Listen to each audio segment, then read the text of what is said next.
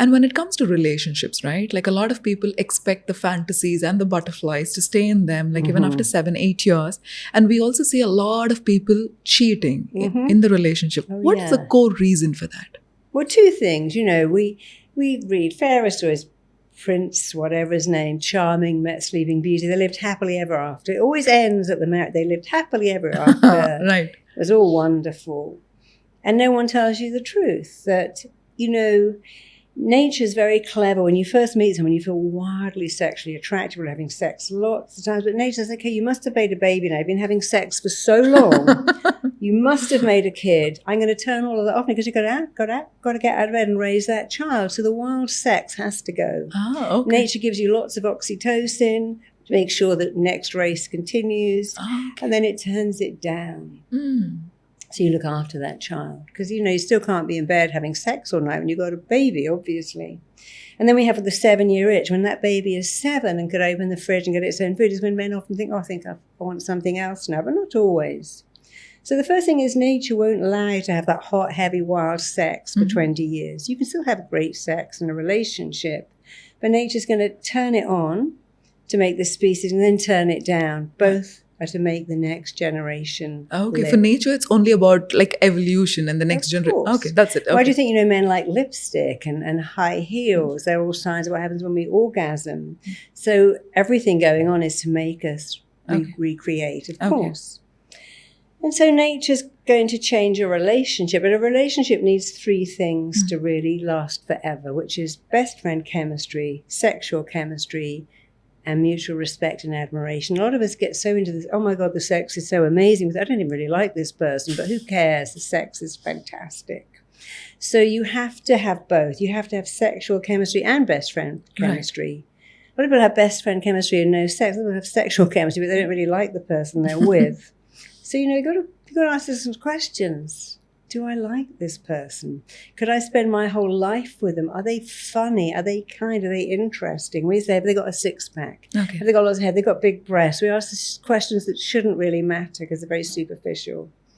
So if you ask better questions, when I decided I wanted to be with someone, my husband is funny, he's kind, which is so underrated in relationships, so important.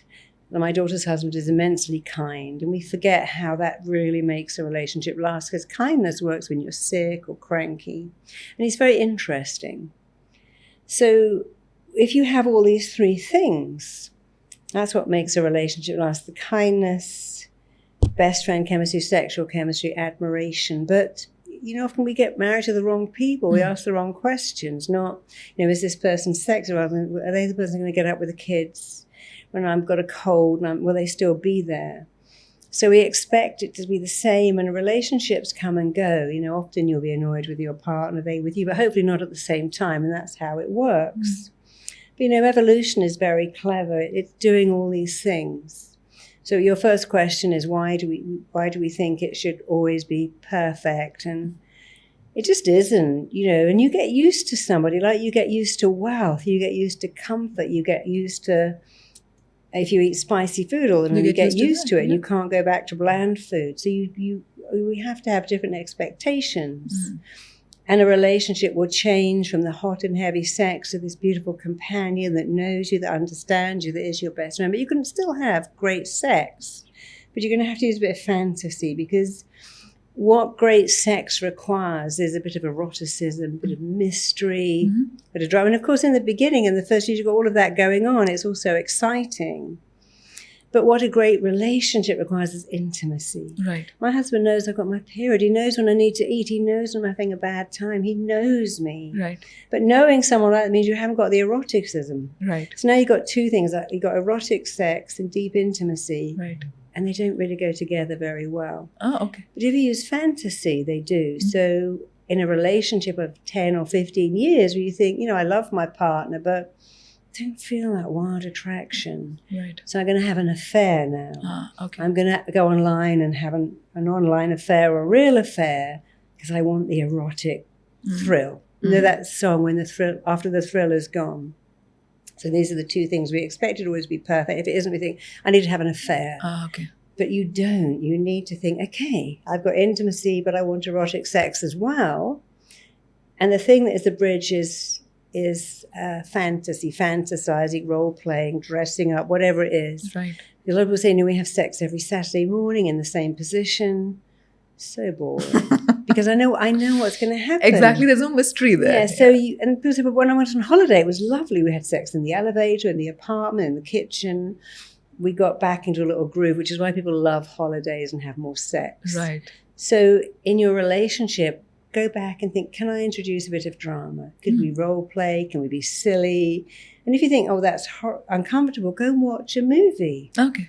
Download one. It doesn't have to be a porn film, just a movie where someone is rather like, there's something recently, Baby Girl with Nicole Kidman. Don't know if you've seen that yet. No, I haven't. And there's a great book called Want, a new book about women's sexual fantasies. There was 9.5 Weeks all those years ago, 50 Shades of Grey. Right. There's so many things you can watch now. I go, and then with your partner, you go, why don't we do that? So you can spice it up a little bit, because you should be able to have erotic sex and an intimate relationship for 50 years. Right. But you can't just wait. You go, okay, the sex is very vanilla. I'm going to make it a little less vanilla. I'm going to add a little spice to it. Just give it a bit of variety. It's like if you ate the same food every day. Every oh my day, God, I need something else. Right. Well, sex is the same. Right. You're going to have fast sex, erotic sex, romantic sex, naughty sex, just like you have a different variety of food. And some days you think, I can't be bothered. I'm just going to have a burger. But other days you think, no, I'm going to have the whole works today. And that's the same with sex. Right. Right.